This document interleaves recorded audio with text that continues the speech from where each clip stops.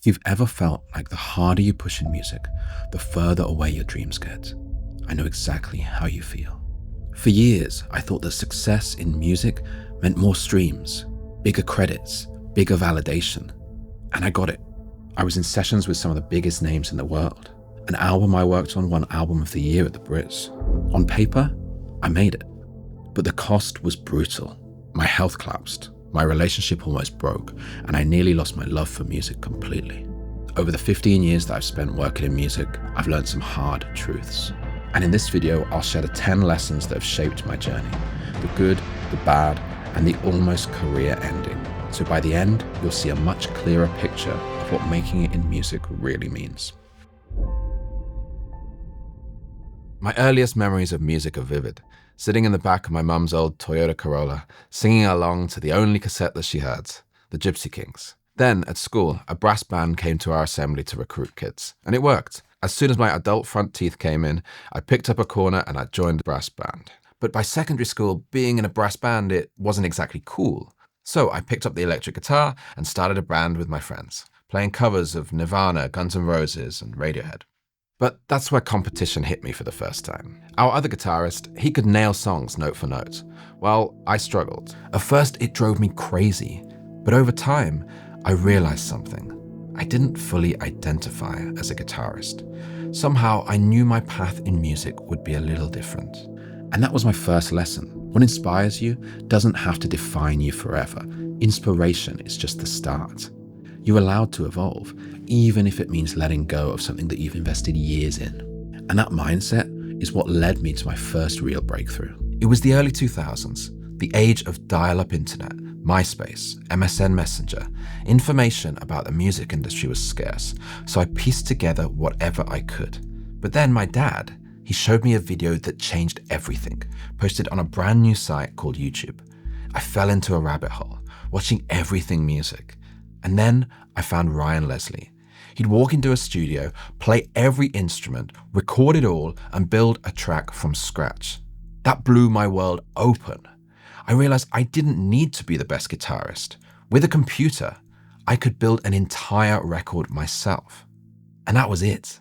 A closed mindset says this guitar thing has to work, but an open mindset says maybe there's another way. And just when I thought that I found my lane, someone stepped into my life that would change its course forever. That someone was legendary producer Martin Rushent. He defined entire genres working with artists like the Human League.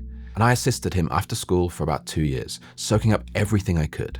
But then, 9 months after leaving for university, tragedy struck. Martin passed away suddenly.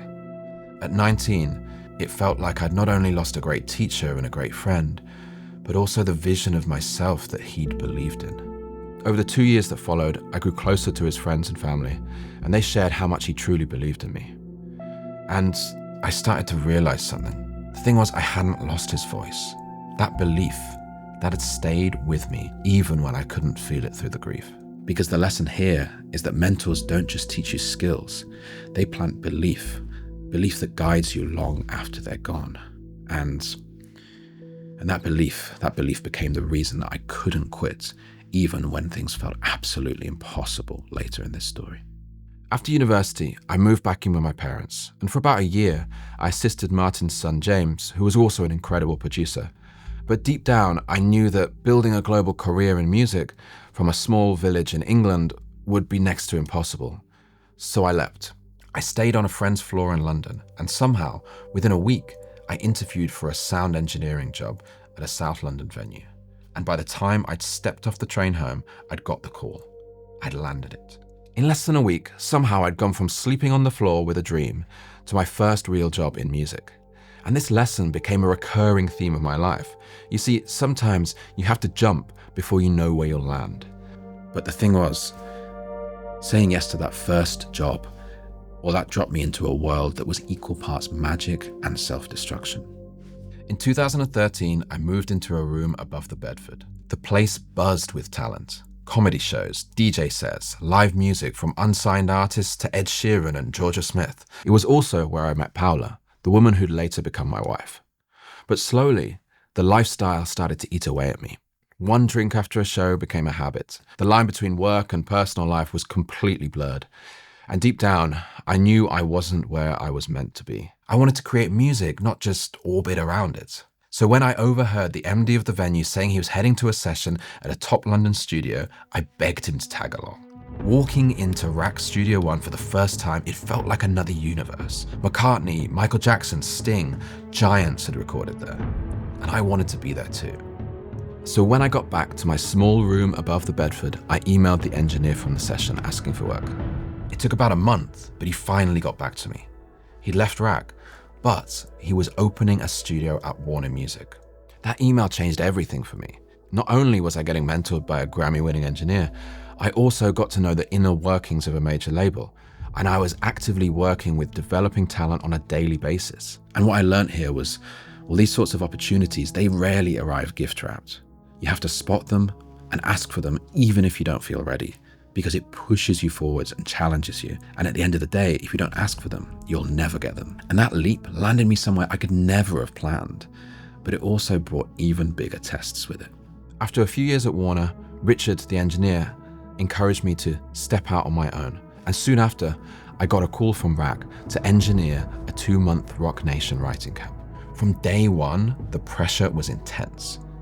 People like Skrillex, Poo Bear, Stargate, James Faulkner, everyday giants. I was finally in the rooms that I dreamed of. From the outside, I'd made it, but inside, something was breaking.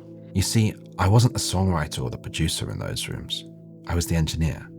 And deep down, that wasn't the role that I wanted. The truth is, the actions that I was taking, they weren't in alignment with the dream that I actually wanted. They were in alignment with the dream that someone else wanted for me. But I couldn't see it. Not until I reached the top of that mountain and I realized that the view, it wasn't mine. And this was a really hard lesson to learn, you know. Success on the outside is not success on the inside. Your alignment is absolutely everything. So, well, what do you do when you've spent a decade building on the wrong dream? Do you accept it? Or do you risk it all going after what you truly desire? Well, that was the question in my head. And I decided to walk away. Walk away from the security of engineering and focus on producing and writing. And at first, it worked. I produced and wrote with Sam Tompkins early in his career, and the music that we made helped him sign a deal with Island Records. But freedom came with instability. With no publishing deal, I only got paid if songs got cut. And when they didn't, I'd blame myself. Money started to run out, so Paula and I, we moved into the studio that I was working at to save costs. 24/7 access, all-day music. It felt like the dream, but the dream turned fast. Work and life started to blur again. Sessions became parties, late nights turned into hangovers. My career, my health, and my relationship were all starting to slip. And I started to see the lesson here.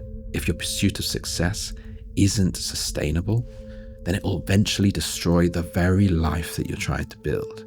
You must have balance. And I thought that this period of my life was really difficult, but well, what happened next? That almost stripped me of music entirely. We moved out, desperate to reset, and for a moment, it felt like we could breathe again. But then, COVID hit. Overnight, sessions were cancelled, studios shut, and the freelance work that had kept us afloat completely disappeared.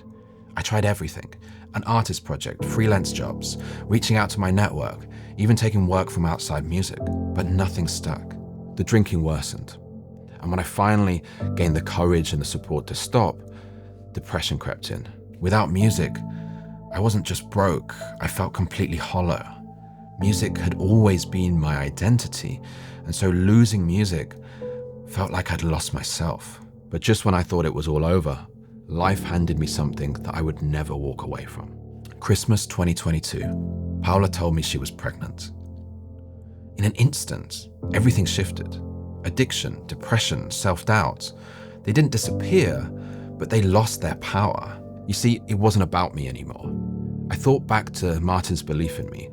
That's what I wanted to give my child. But belief alone, that wasn't enough. I needed to provide proof too. So I found new mentors. I invested in help. I treated music as both art and business.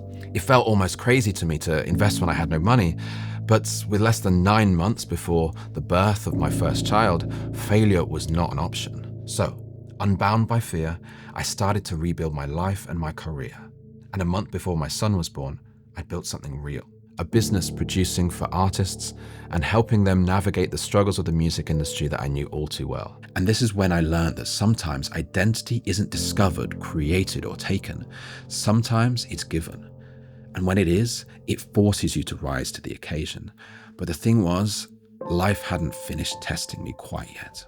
2 months after our son was born, my wife woke with crushing chest pains. Suddenly, we're in hospital, me holding our newborn baby, staring at the possibility of not only losing the woman I loved, but also my son losing his mother. The months that followed were brutal. Hospitals, sleepless nights, endless tests. And just before Christmas 2023, we got the diagnosis. She had a tumor. Music and ambition, it all disappeared. Survival was the only focus. Eventually, my wife had surgery. The tumor was removed, and we finally heard the words that we'd prayed for. It wasn't cancer. This season stripped my life down till only the most important things were left. I could finally see the truth of who I was. And there's a lesson that resonates from a great philosopher. You are what you do, not what you say you'll do. And the actions in that moment showed me exactly who I was. It took me 15 years, countless reinventions, overcoming addiction, battling depression, relocating, a global pandemic, all before fatherhood and, while nearly losing everything, finally forced me to see success in music for what it really is. Making it, in music, the truth that no one tells you, it isn't streams. It definitely isn't credits or the rooms that you're in. Those things are great, but if they're the foundations, then the higher that you climb, the more fragile it all becomes. Real success, that starts inside. It's about building a life that you're proud of and letting music amplify it, not consume it. And here's the big truth. It took me 10 years to make it the first time. And now I'm 6 years into the next 10-year climb, but not towards someone else's definition of making it, but towards my own, my version of success, the one that feels true for me. And yeah, I'm still dealing with problems. And yeah, it's a constant struggle between life and music. But in 4 years, I'm pretty confident that I'm going to be there. And that's the final lesson. Making it shouldn't really be viewed as a finish line. It's more like a cycle. And each time you go through the cycle, you redefine it. You get closer to who you really are and the version of success that you really want. So if you can keep working towards your version of success, I promise you now, you will make it.